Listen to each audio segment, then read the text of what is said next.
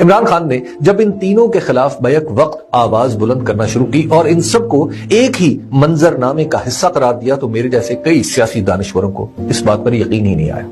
ہم نے اسے سیاست سے بے خبر سمجھا، نظام سے ناآشنا جانا، بڑبولا کہا، پاگل کہا، خود پسند کہا اور نہ جانے کس کس نے کیا کیا کہا۔ سیاست کی بے رحم چکی میں اسے خوب پیسا گیا، مگر وہ اپنی بات کہتا رہا۔ وہ کہتے تھے کہ ایک وقت آئے گا کہ یہ سب میرے خلاف متحد ہوں گے۔ یہ بات کچھ عجیب لگتی تھی، لیکن ہماری آنکھوں کے سامنے ایسا ہی ہو گیا۔ میری نسل نے یہ سوچنا شروع کر دیا تھا کہ مسلم لیگ نون، پیپلز پارٹی اور جمعیت علماء اسلام سب کچھ برداشت کر سکتی ہیں، دستور کی خلاف ورزی کسی صورت نہیں مانے گی۔ ہمارا بھروسہ تھا کہ جمہوریت کی ادنا ترین شکل میں بھی کوئی اسمبلی ٹوٹ گئی تو 90 دن میں الیکشن ہو جائیں گے۔ اگر کسی نے رکاوٹ ڈالی تو عدالت اس کی خبر لے گی۔ ہمارے سامنے ہی 2 صوبوں کی اسمبلیاں ٹوٹی، ہمارے سامنے ہی 90 دن گزر گئے، ہمارے سامنے عدالتی فیصلے ہوا میں اڑا دیے گئے، ہمارے سامنے ہی مسلم لیگ نون، پیپلز پارٹی اور جمعیت علماء اسلام دستور کے راستے میں دیوار بن کر کھڑی ہو گئیں اور کچھ بھی نہیں ہوا۔ دستور کی تقدیس کی ثناخوانی اپنی جگہ، مگر اس کا فولادی ڈھانچہ موم کا ہی نکلا۔ صحیح پوچھیں تو یہ سب کچھ عمران خان کا کیا تھا۔ وہ سیاست میں آئے تو روایتی سیاست کا جامہ ہی چک کر ڈالا۔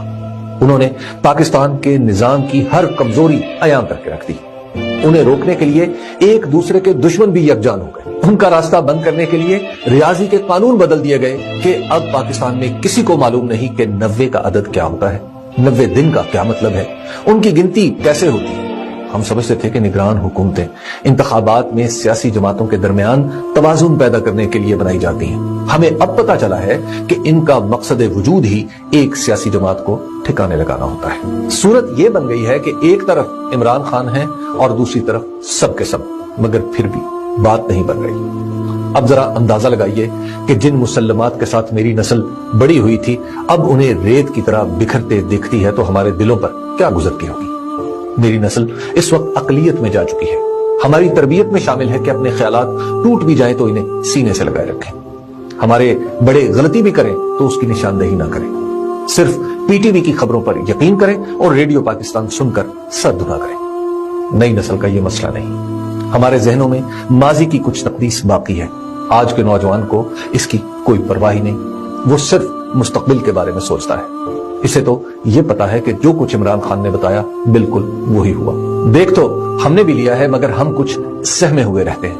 مگر اتنا ماننا پڑے گا کہ عمران خان ہی ٹھیک نکلے، ہم ہی غلط دیکھتے رہے تھے۔ ہم تو آج بھی اپنے بڑوں کے کہنے پر ووٹ ڈال دیں مگر ہماری تعداد ہی اتنی نہیں رہی کہ کسی ایک حلقے میں ہی کسی کو جتوا سکیں۔ یہ زمانہ وہ نہیں رہا جس میں ہم بڑے ہوئے تھے۔ عمران خان نے سب کچھ بدل کر رکھ دیا ہے۔ ان کا خیال حقیقت بن کر سامنے ہے اور جسے ہم حقیقت سمجھتے رہے وہ خیال ہو کر گم ہو چکی ہے۔ شکریہ۔